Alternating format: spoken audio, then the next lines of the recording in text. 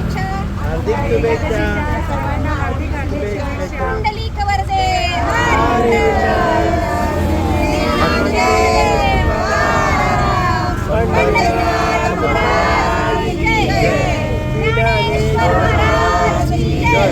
तुकाराम महाराज की जय. रामकृष्ण हरी. रामकृष्ण हरी. बोलायचं आहे का?